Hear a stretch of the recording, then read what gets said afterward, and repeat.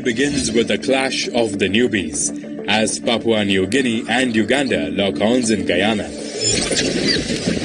Australia then kickstart their World Cup campaign when they take on Oman in Barbados. Later on, Pakistan take the field in Dallas, where they will clash with host USA. And the final encounter of the day will see Scotland take on Namibia.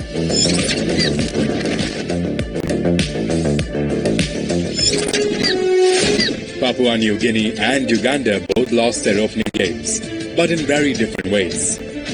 PNG showed they can compete at this level, taking co-host West Indies down to the wire. Uganda, on the other hand, were dismal against Afghanistan, getting bowled out for just 58, suffering a 125-run defeat. For PNG, Sesebao showed resilience with a fine half-century, despite wickets tumbling around him. And captain Asad Wala chipped in with 2 wickets. Tough to find any positives for Uganda, with no batter even scoring 15. But Cosmas Chiuta and Brian Masaba found their rhythm with the ball.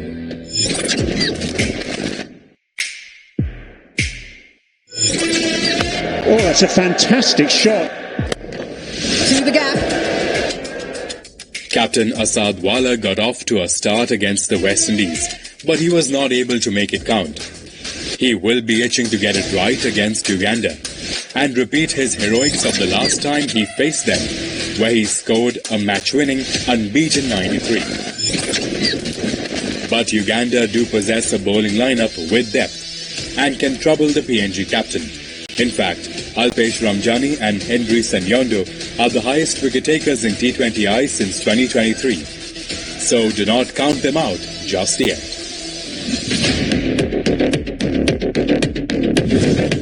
ICC World Test Championship, check. ICC Men's ODI World Cup, check.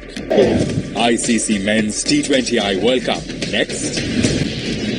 In Australia's warm-up game before the tournament, they got taken apart by the West Indies. But most of their big guns were missing. Pat Cummins, Mitchell Starc and Travis Head were busy lighting up the IPL. And with the informed trio now back with the squad, the Aussies will be a different beast.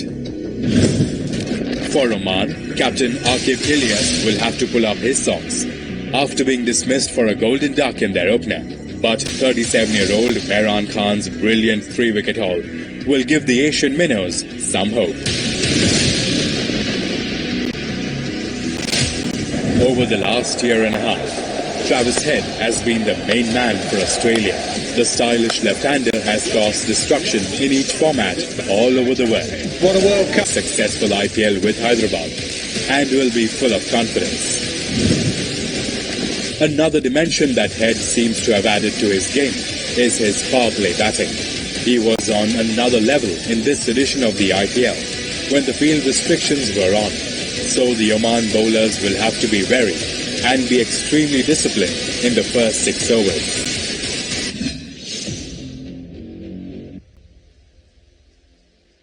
The game for pacer Ali Khan, playing against the country he was born in for the very first time.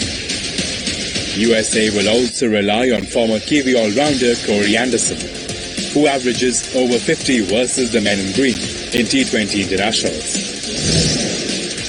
On the other hand, Pakistan have most of their bases covered, but it will be fascinating to see if they back Azam Khan behind the wickets or go with the tried and tested Mohammad Rizwan.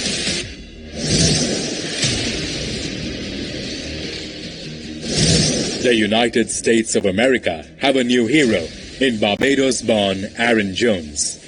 And it doesn't get any bigger than against Pakistan's pace battery.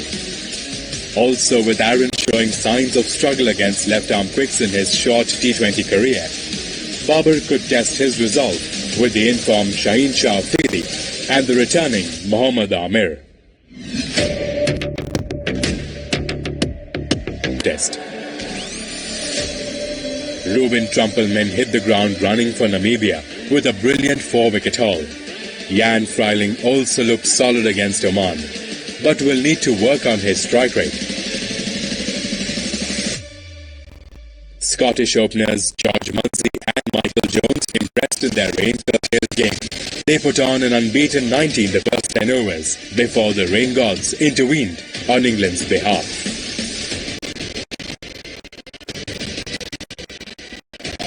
39-year-old David Weser is aging like fine wine.